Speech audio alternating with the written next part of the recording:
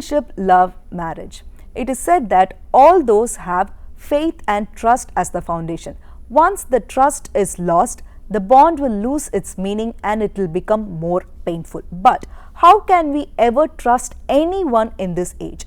Regardless of gender, every single person has multiple personalities. There is one for family, one for friends, one for their romantic partners, and a completely different one for their online usage. So, how does anyone know if their partner is a really good person or are they abusive and short-tempered? There is actually no way to find that out unless we have magical powers. But China seems to have cracked that code without using any magic. A city in eastern China is introducing a system that lets people getting married check if their partner has a history of abuse. This is basically an inquiry service that will be available to residents from the 1st of July this year. People who are arranging to get married will soon be able to fill out a form and see if their partners have any history of violence either between family members or with friends and roommates. All they need to do is provide an ID and personal information on the person that they are set to marry. One person is allowed to make a maximum of 2 inquiries a year. This move is welcomed by many women rights groups in China as it helps to protect people from domestic violence. The Domestic Violence Register database will begin by using information provided by the courts and public security departments from 2017 onwards.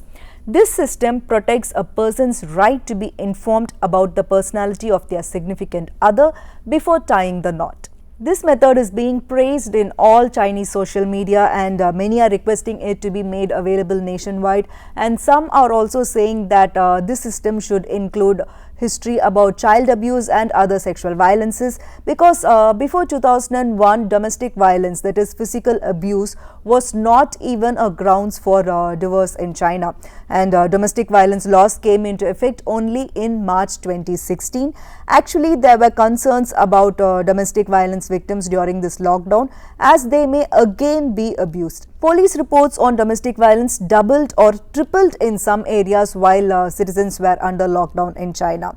Fears about domestic violence victims grew even more after China made it more difficult for couples to divorce last month by introducing a new 30-day cool-off period to allow both parties time to rethink their decision. Social media users at that time said that it could prevent victims from speaking out or leaving violent relationships. This new 30 days cool-off period law will come into effect at the beginning of 2021 and it is not applicable to families with a history of domestic violence. However, there were also concerns that not all cases can be detected. In this situation, such a new system in China would help people to know more about their partners before getting into marriage. Once it is in China, it would definitely not take long for it before it reaches India, but ours is a democratic country and such a system would be regarded as invading an individual's privacy. Also, India has very strong rules and regulations and laws against domestic violence, but still it prevails. So, the problem is how we discipline our children. Let's break gender stereotypes in bringing up our children and let the next generation be domestic violence free.